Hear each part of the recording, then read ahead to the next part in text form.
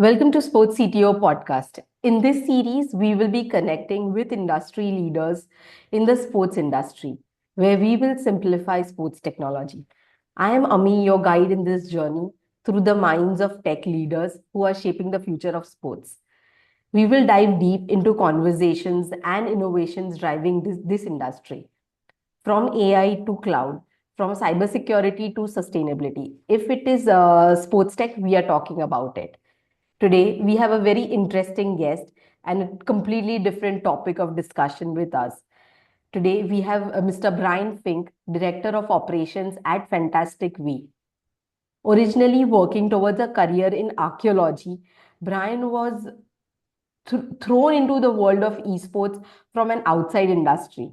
With a background in university soccer coaching, IT, admission work, and esports program, brings a unique set of skills and vision to esports.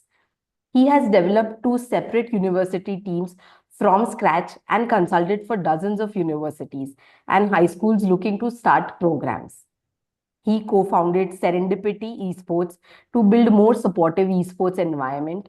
He sits as a founding board member with USA Esports, in an advisory board member with Squid Academy, and for his day job, Bryan works as a director of operations for Fantastic Athletes, where they are bringing new types of data to esports market that will radically change how players operate. We welcome you, Bryan. All right. Thanks, Ami, for the introduction and happy to be here and to talk esports. Thank you. Today, specifically, he would be talking and discussing about building the future of esports performance. He will talk about data, technology, and human potential. Once again, we welcome you and over to you, Brian. All right. Thank you. Thank you. Yeah, esports, for those of you listening and maybe don't know as much, which is common, right? Esports, we say, it has a bit of an echo chamber where a lot of us inside the esports industry talk to each other about esports, but a lot of what we talk about doesn't reach wider audiences, which would be one of the problems to address here, in the industry. But esports is growing around the globe. It's rapidly changing the way that not only, gamers can participate in a competitive sport, but it's changing the way traditional sports compete as well and how they engage with audiences and even some of the metrics and technology we use right to do all of these things. There's a I think in the future here there will be a big shift and maybe even a combination of these industries, kind of a cross discipline, if you will, between traditional sports and esports. But there's a lot of changes going on, a lot of ways that esports is going to shift in the next 5 years. So, it won't be the same industry you see today, but that's common amongst an industry that's starting and trying to figure out, its identity, where it's going, and how to operate not only nationally or regionally, but globally. Okay.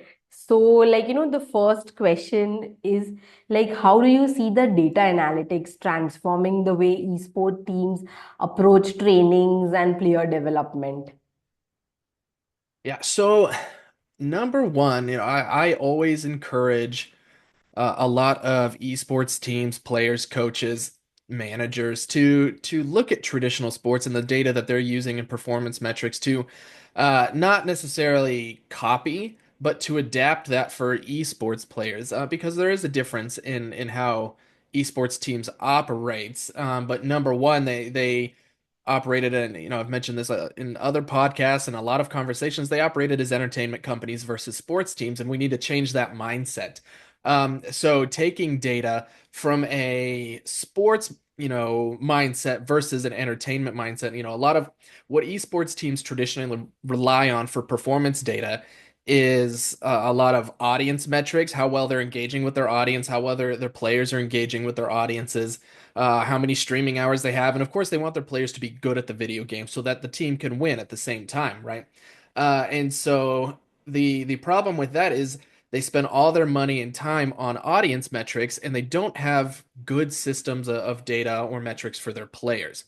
There's kind of a running joke in the esports industries amongst, team psychologists or, performance coaches, things like that. They still write all their information in Word documents and type it all out because and then that's what they go off of. They don't have any sort of tools to actually provide really quality metrics. And there's a few brands that have popped up to give some tools in a sense. It's not that these tools exist for traditional sports, and as an esports team I could find one and use it for my team, but there's been a few tools like Fit Gamer who's come out for esports and tracking your wellness. Are you sleeping? Are you drinking enough water, and staying hydrated? All these things that a traditional esports athlete wouldn't think about because they're used to being just in front of their computer, but we want them to also develop healthy lifestyles to, like a traditional sport. You need to go to the gym, you need to work out, you need to have a fitness routine. You need to, stretch and you need to eat well and because all that affects, your cognitive ability as well. And so there's a big push to understand more of that in esports and how your mental, well-being really affects your gameplay. There's some tracking tools out there for your game statistics.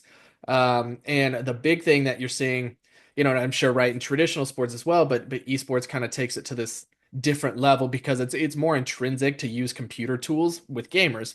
But AI is really pushing into esports, for better or worse at this point. I don't think we've quite captured the essence of how to use AI. And this maybe goes into kind of that human potential aspect. AI right now is being pushed as a replacement for a lot of the times a coach. Like if you're a competitive gamer and you want private lessons, use this AI to teach you how to play the video game better, but that takes the human ability out of that because the AI is only trained on what you feed it, right? It can only be trained on the videos from professional players or things that it has watched, it has seen. And so it doesn't think outside the box. It can't tell you what's going on inside the player's head. It can't, understand that human connection to the game or teach them how to think critically. It teaches them how to be efficient and play like a bot, like to play like a computer program, which isn't what we want to train players to do. So I think we're at this point where current data metrics are pushing towards more efficiency when they should be pushing towards creative thinking, critical thinking, and better performance metrics. Okay. So, like, when you would, like, saying these things, like, you talked about mental aspects, the cognitive abilities. So, like, what role does technology play specifically in enhancing the cognitive development or the mental toughness and resilience for esports athletes? Yeah, great question because there's there's number one what esports needs to do before I'd say like a player or a team before they start using a lot of these tools is they need to actually understand how to build some of these processes themselves, how to develop a culture that wants to improve, that wants to perform, and that is adaptive and wants to be better in their thinking processes as well as their team communication and mechanical skills. Right, right now there's a lot less focus on team dynamics and building a team versus performing more efficiently in the game. And as anybody that does traditional sports, you would know if there's no team chemistry, if the team doesn't play well together, it doesn't matter how good each individual player is, that team's not going to perform well. And esports is very much struggling with that singular issue. And so as they, use data and tools, there's a lot of unique opportunity where this data, this technology can help players learn how to be analytical, how to self-assess, how to be reflective in their gameplay, and how to approach playing the game differently. Because these tools, faster than we could do it. I see that as kind of the point with AI, right? It's speeding up some of our processes, allowing us to see things faster than we could before. Or find trends that we didn't necessarily know, but the goal is that the player then goes through those trends, goes through those plays, understands how they're performing, and is able to change that. So I think that data and technology plays a huge role in enabling players to see some of the things that they weren't, able to see before. And for gamers and esports players specifically, they are stubborn. They they don't want to be told what to do, but if they can see it in data, they can't argue it. Right. Okay. And so I think that's a big part of shifting this mentality is to get them to see in data form, this is how you can improve or change your gameplay or do something better. And then they can, kind of manifest that intrinsically to better understand their own kind of performance. Okay. So like when you're talking about the data and the gamers want to see the data, so like is there any privacy concern or are there any ethical considerations which need to be kept in mind? Yeah, I mean, there definitely are. There is, number one, there aren't quite the same restrictions on age in esports as in traditional sports, right? So, I think that time is coming. It should come because I don't think necessarily, we should take these, for instance, a 15, 16-year-old gamer who has never been taught media relation skills, how to handle themselves online, how to be a professional in attitude, and thrust them into the limelight of the world stage as a competitive player.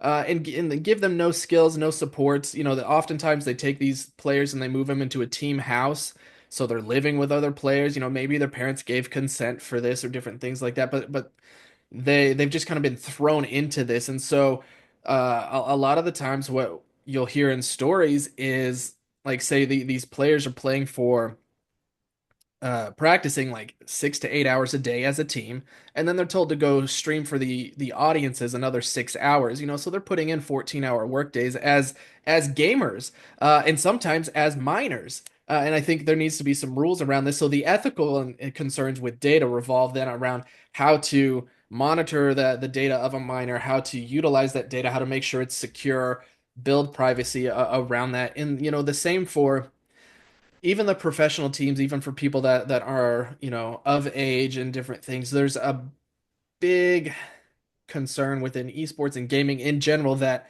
like people are always looking to steal that kind of data. I mean, the amount of times I get an email because a game publisher's content or data has been breached, it's astounding, right? So now you're taking these game publishers who have all of your data.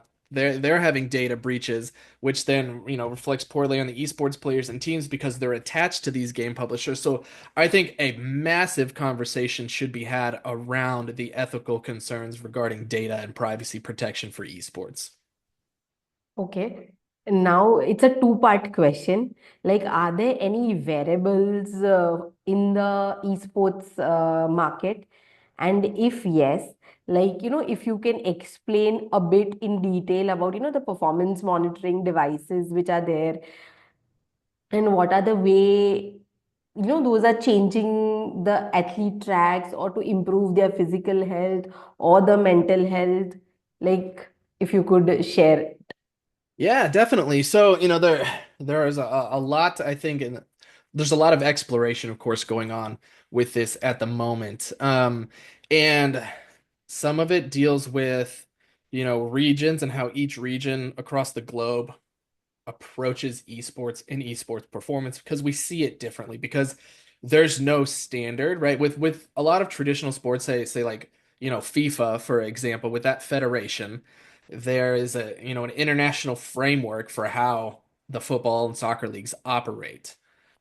Within esports, there is no global standard accepted framework, right? So it's going to be different across the board, different countries, different rules, and different cultures. So there's a lot of variables and even different games, right? Here in the United States, we play a much different set of video games than they might play in East Asia. For example, Dota 2, heavily popular over in East Asia. There is an audience for it here, but it is not as large as it might be claimed that it is.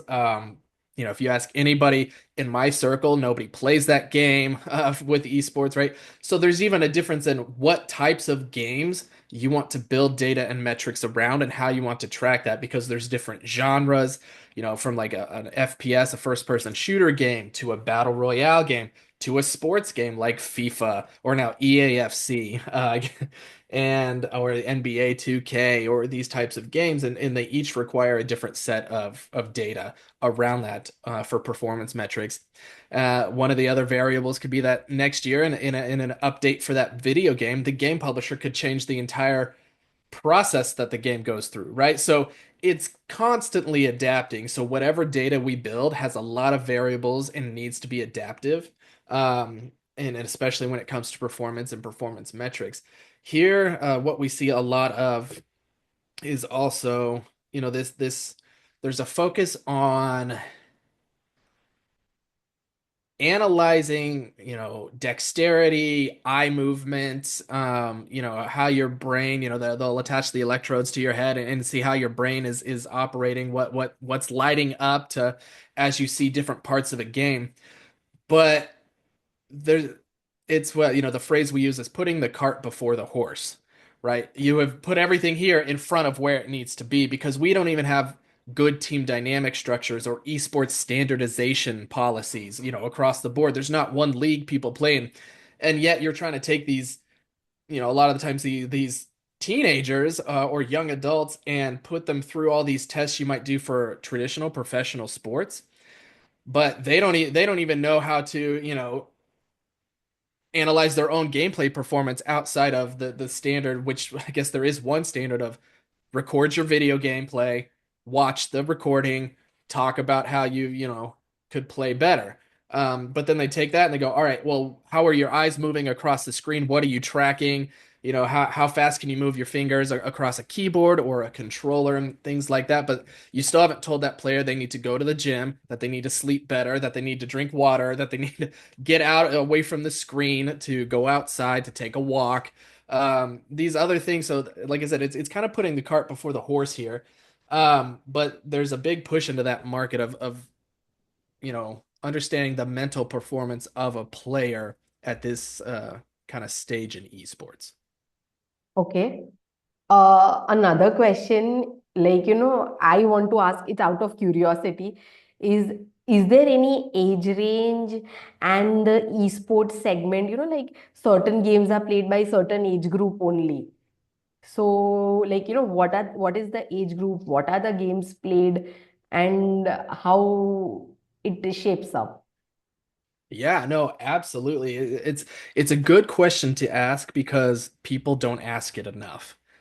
And in the little introduction, I talked about, I was studying archaeology before, right? I was getting a master's degree in archaeology. That's what I wanted my career to be. Unfortunately, there wasn't a way to really earn a living in that back when I graduated and was pursuing those kind of degrees.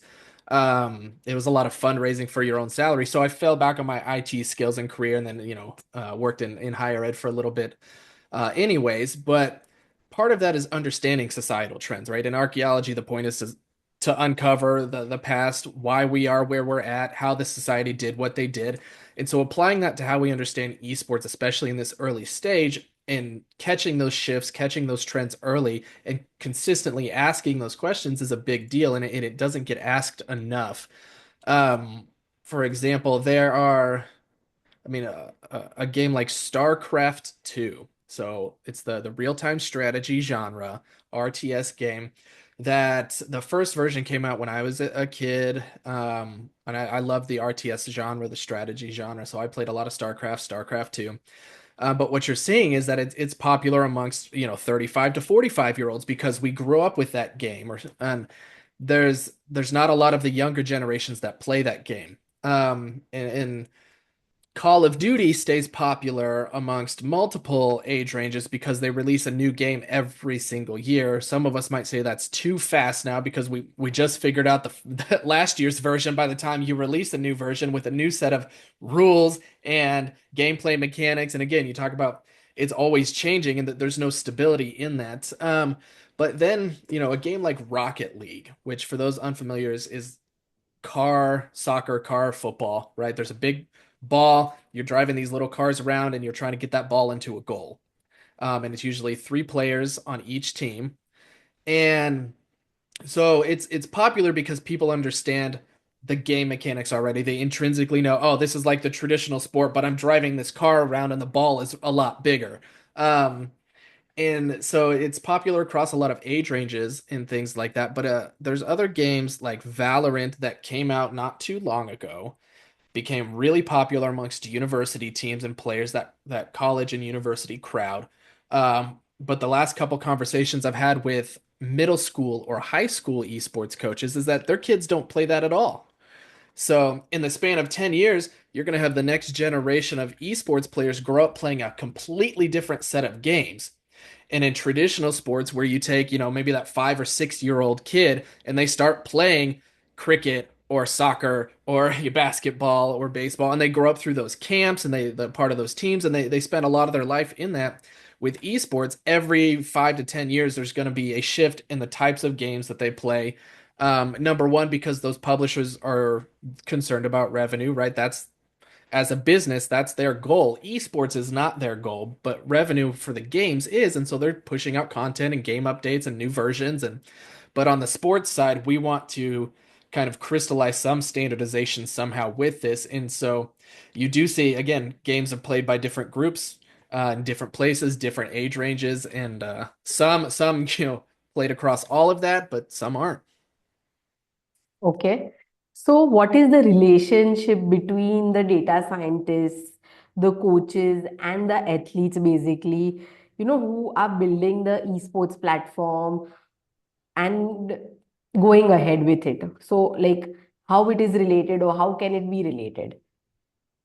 Yeah, I would say, if we think about it in kind of stages or phases, right now we need the data to help build a standardized structure for esports. So that could be, on the how we categorize performance metrics, right? We need a standard set of data to help us across the board take esports athletes from here and, put them here. So thinking of data and technology in terms of creating standardization for the industry. That's where we're at now. And then once we stabilize and have that set of standards that we all can rely on, that we know is not going to change every other year, then we can build data layers on top of that that will lead to better and better performance, better engagement, better health, better wellness, things like that. So I'd say first and foremost, right now, we're just in that stage where the data, the technology, and the data scientists need to analyze how every region, how every game title is unique, and is there a standard set of data that you can utilize across all of these that can set a standard? Okay. Like previously, you said, like there are gamers like playing games for hours and hours together at a time. So, Yeah. like, how can technology help to prevent the burnout and improve overall well-being of the esport professionals, basically? Yeah, I think number one, it can, on more of a psychological front, right? Player analysis, understanding when these players have hit that wall. And like, I mentioned maybe taking those kids that are 16, right? They put them on these professional teams, but then they burn them out by the time they're 20 to 21. So your career as a professional gamer is very short.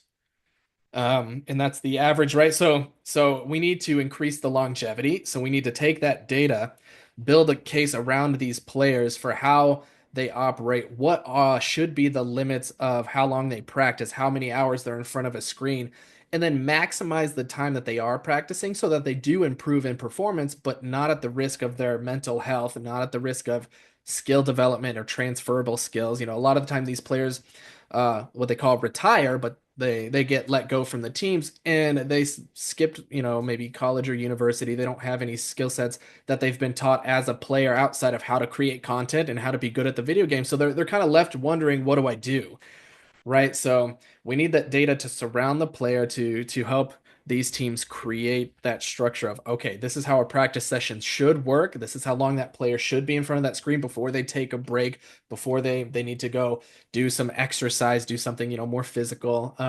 Or then, talking about them when they're playing those games, they're typically playing with other people online, or if they're on a real team, they might be in person, but sometimes not, right? Sometimes those teams are playing remotely.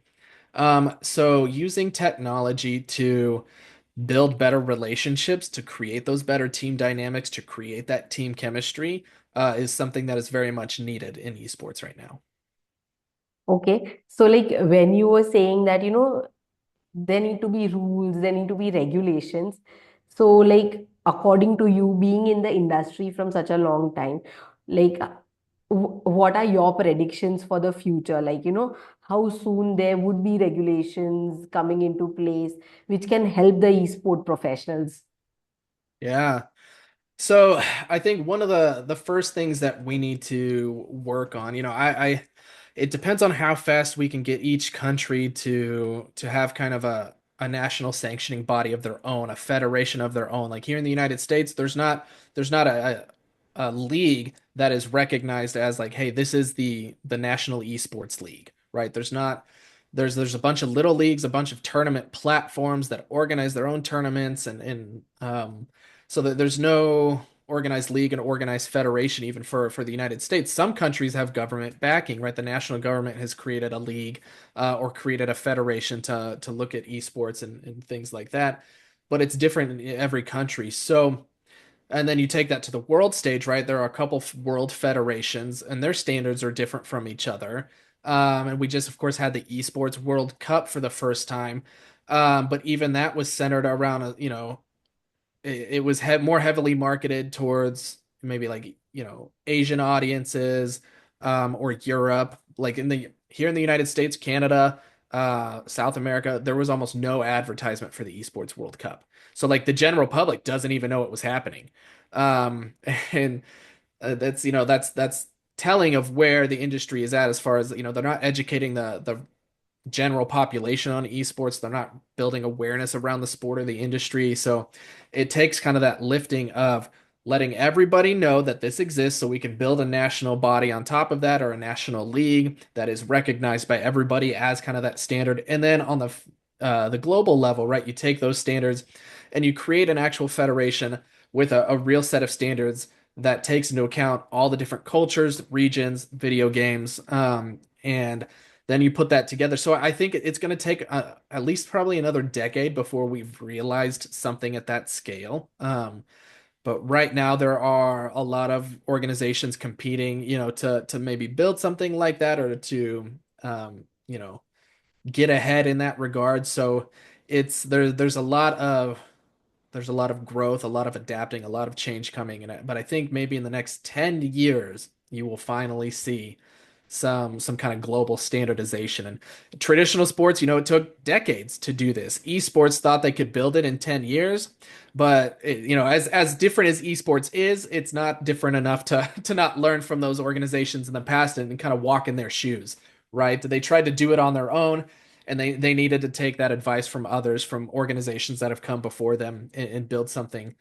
So I think again, probably about 10 years, you'll finally see some standardization.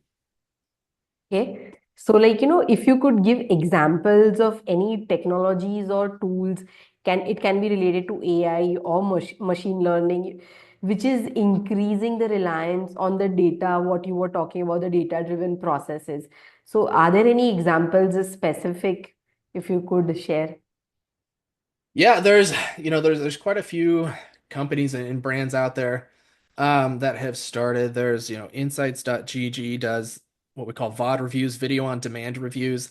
And players can upload their content. They can use whiteboards to kind of mark and see their gameplay. Optima Sports Group is working on, some of that technology to better analyze player performance, kind of, more on dexterity, maybe some eye movement, mental, traits, things like that.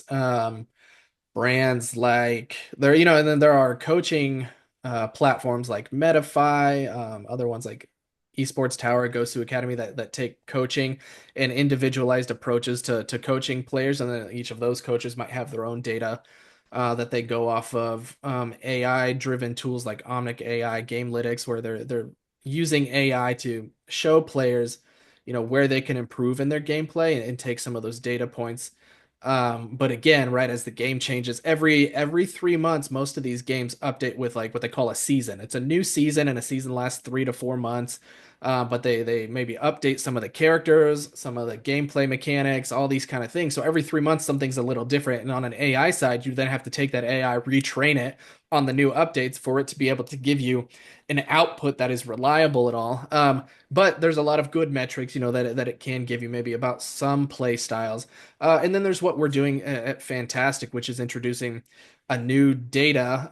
It's patented data that's really focused around the players and how they can learn some of those critical thinking skills or develop that mentality before they jump in and use AI and trust only the AI, right? I need that player to understand that while they can use the AI, they need to be able to interpret what it's telling them to do and then to decide, is that really the best path for me as in my play style, or is that just a general, mechanic that it thinks is okay? So we want to build up the industry using this patented data on their gameplay to create some of those standardizations, some of that structure. So there are a few brands out there kind of competing in this space, and there will be more that pop up, on a monthly basis, I'm sure, that want to, go through some of this. But data is being used. It is growing inside the world of esports. Okay. Next question is like, what do you as a person into the industry feel like, two, three things, specific two, three things which need to be kept in mind? Like, because like right now there is like so many things going on, like AI is there, data leakage is there, and there are multiple negative ripple effects going on. So as Yeah. a expert in the industry, like what are the two three things which every gamer or every esport professional should keep in mind? They honestly, number one would be, I would say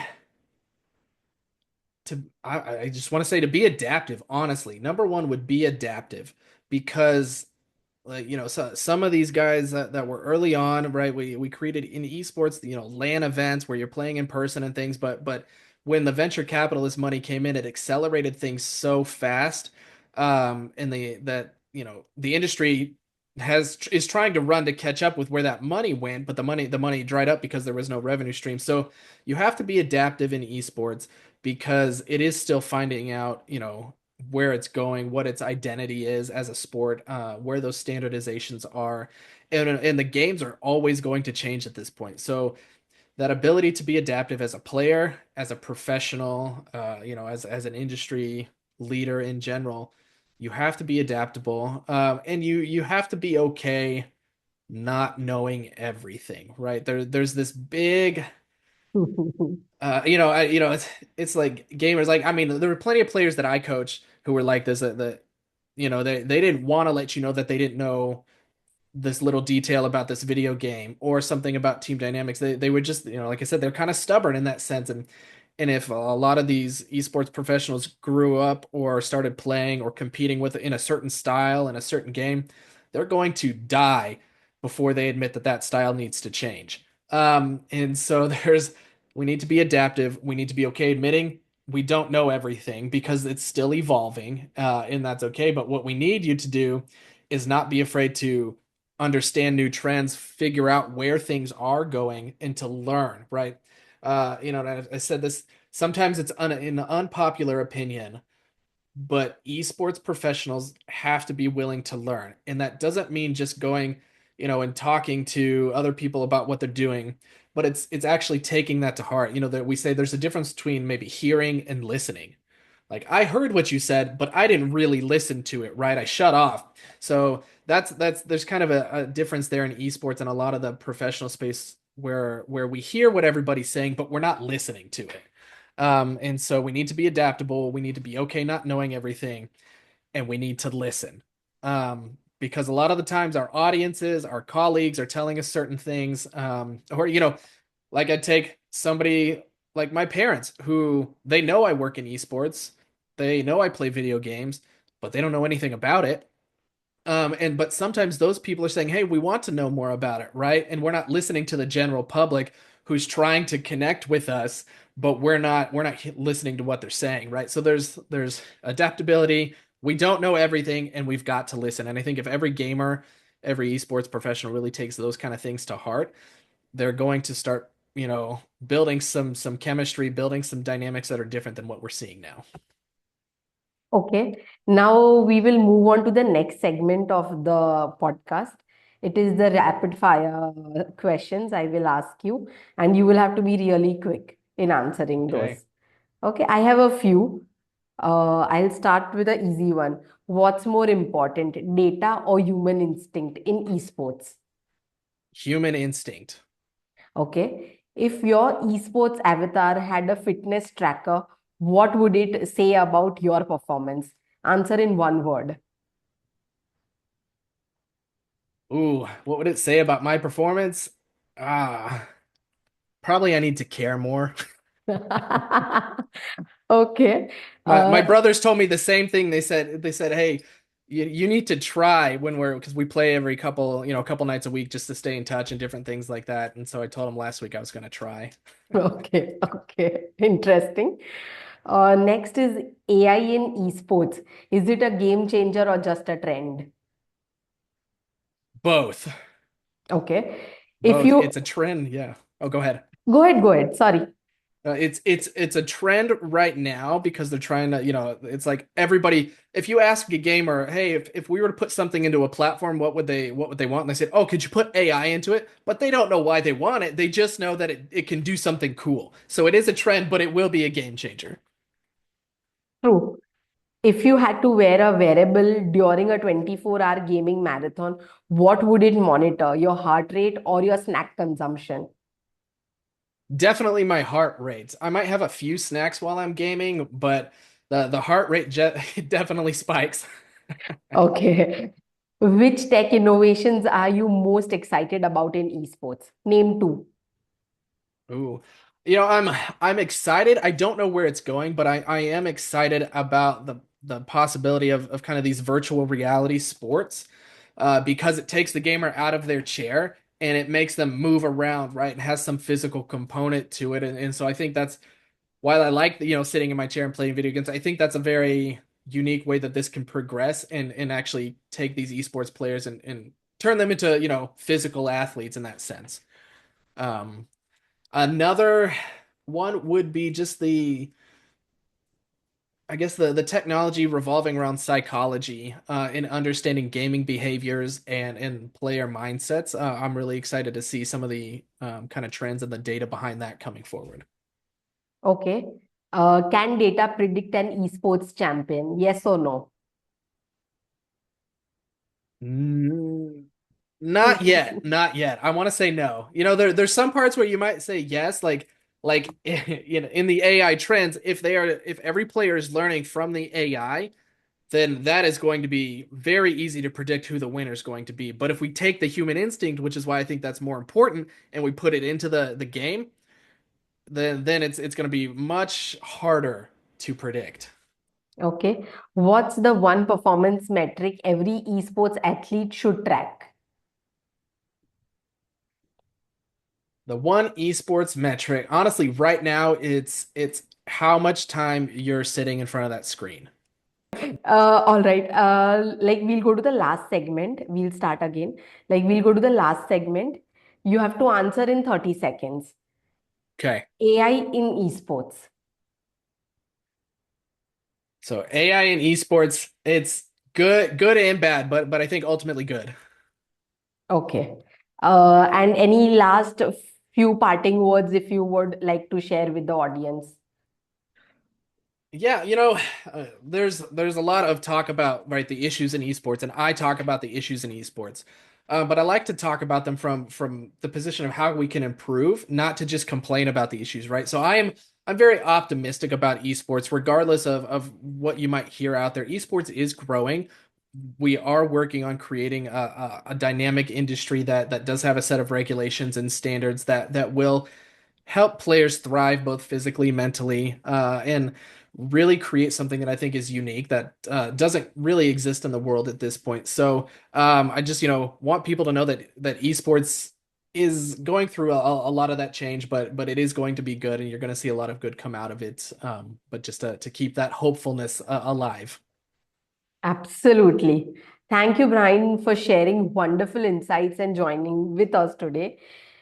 Everyone, let's stay connected for more understanding about sports technology and hit the like button, subscribe to our channel, and never miss an episode. Like, share it with the friends, families, or the people who are interested into sports technology. That was Brian sharing his insights today. Thanks for tuning in. Meet you in the next episode. Until then, stay curious, stay inspired, keep exploring.